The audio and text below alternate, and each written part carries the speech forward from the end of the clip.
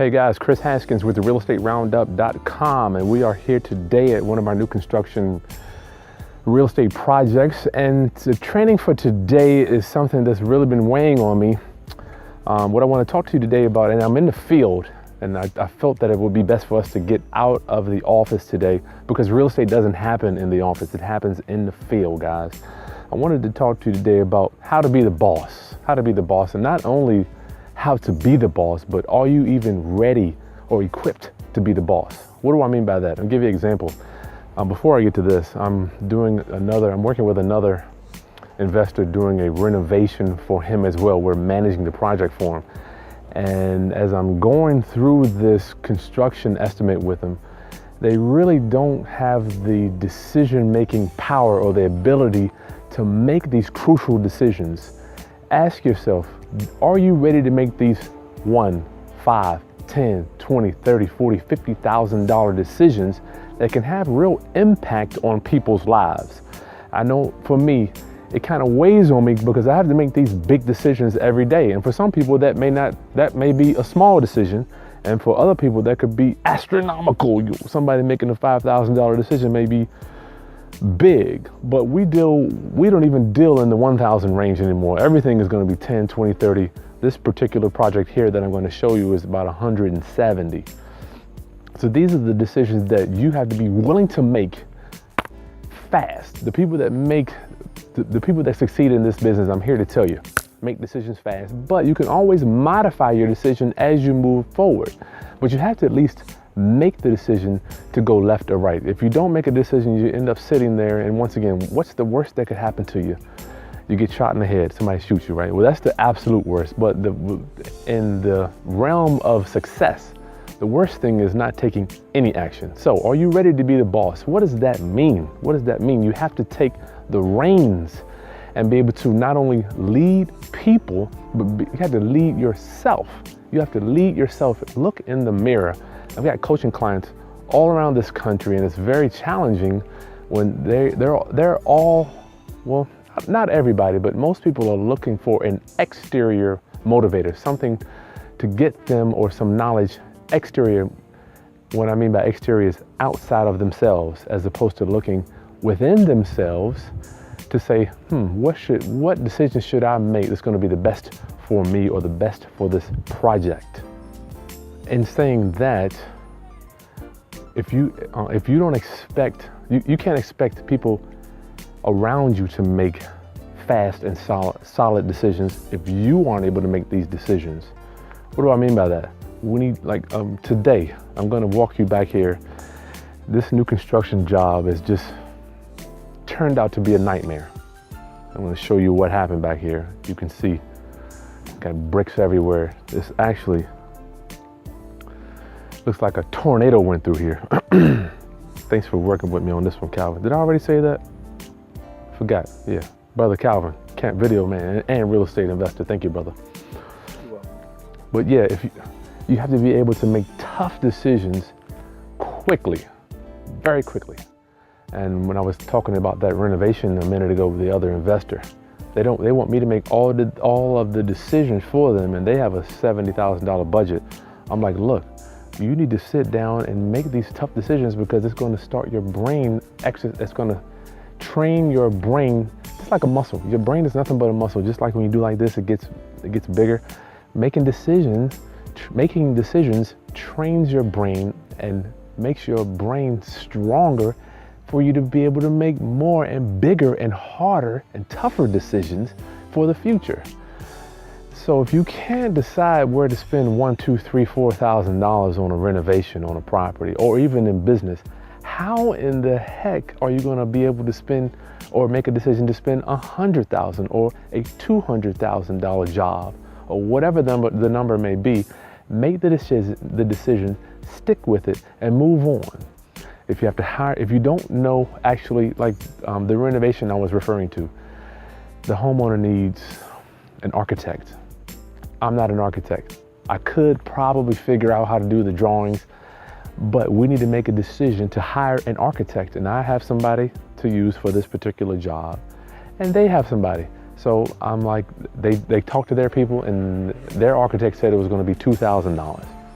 My architect said it was going to be, the job would be $500. So here we are having the crossroads of people wanting to do things their way, and I don't mind doing that, but we had to make a decision to either the $2,000 route or the $5,000 route. Let's just do it and move forward. Hire the architect, drawings are done, as opposed to, yes, we could try to figure out how to draw the house plan ourselves, which is going to take hours and hours and hours of work.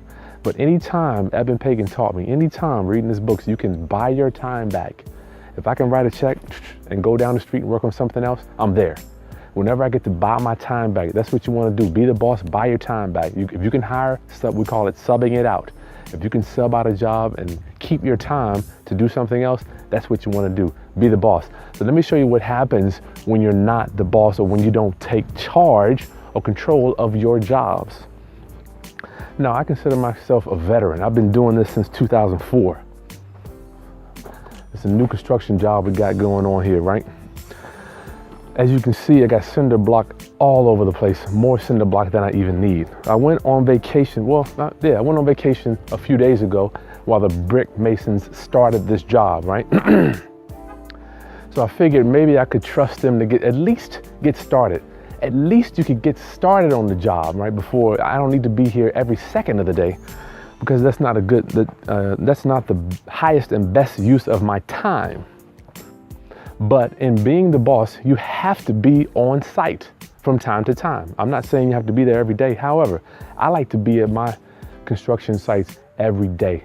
And I have a project manager that comes by here and makes sure everything is on schedule and the scope is being done correctly. So what happened? Look at this wall, unbelievable, right? So what the brick masons started laying the brick. This is the foundation for the floor that's going to hold the house on. We got the cement poured.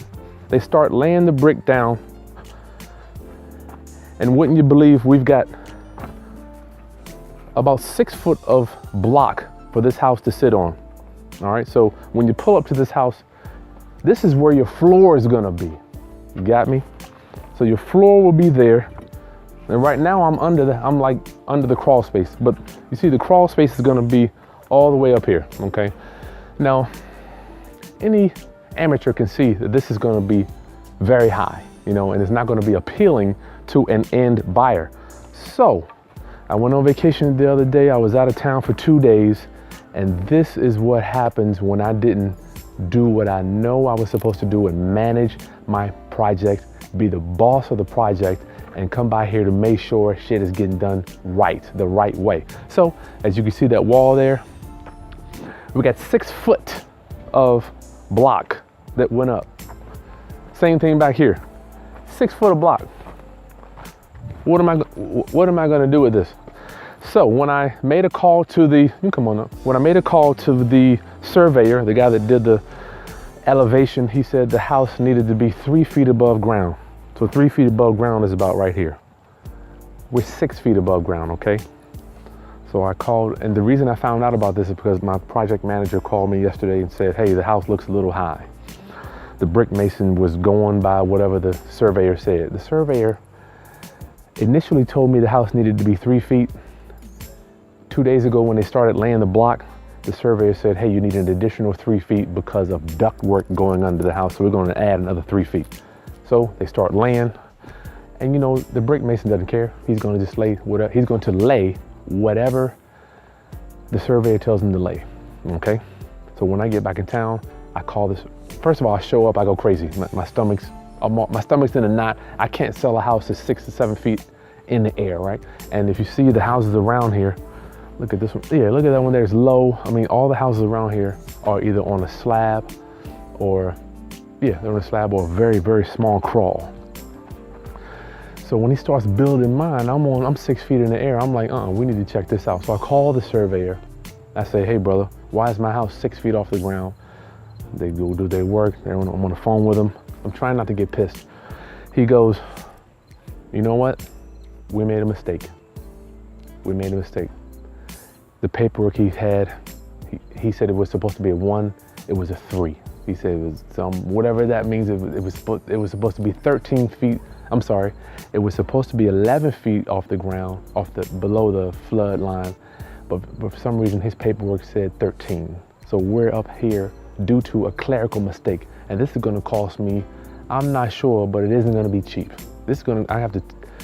Now that the surveyor has messed up on his end, we've started construction, I'm gonna have to tear this block down and over there, and I've ordered hundreds of more block that I don't even need. So thank God I was being the boss, being in charge, checking on the project to make sure that it's done the right way. Came over here, now the surveyor has talked to the brick masons, and now they know that it only has to be 3 feet off the ground instead of 6, okay? I'm saying all this to say what? No one cares about your project more than you. Nobody. So you need to be there. Do not put off obligations onto other people that you can take on for yourself. So if they would have put this here, we've got another 10 inches for the floor. This house would have been 7 or 8 feet in the air, which is just so, it's just not sexy. And homeowners are gonna be a little nervous when they pull up. First thing they're gonna say is, why is this house in the air, right? Why is it so high? So I've got that complete with the surveyor, talking to the brick mason. So the next video, I'll show you when they tear this down and we'll see where it is. But so make sure, check on your projects. If you wanna be the boss, you have to look in the mirror and say, what can I do? What can I do to make sure this thing runs smooth? Check on all of your subs. Check on all the people that work with you. Make sure that they're doing things the way that you need them to be done. How do you know that? You have to be informed. You have to be informed. Call the experts. This surveyor did a great job. I'm not mad at him. He got us this far. He got us where we are so far. However, when you see something, or you have to be there to see something that doesn't look right, make the call. Thank God we caught it. And if you see over there, I'll show you over here.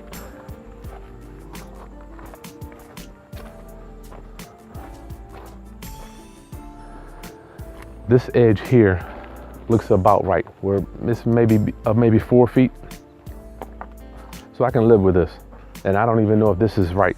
It may need to go down one more, but we will find out here shortly when we get there. There's a laser that goes in the middle of the property there to tell you exactly how high it needs to be. But are you ready to be the boss? Are you equipped, or are you equipped to be the boss? Do you even want to be in charge? You have to make those hard decisions, and you have to be on site, all right? So don't pass the buck to anybody else but you. If this thing would have got built up high, I mean, can you imagine how high it would have been? I would have been in trouble. All right, Chris Haskins with the realestateroundup.com. Subscribe to my channel below. If you have any questions about real estate or entrepreneurship, shoot it in the comments below.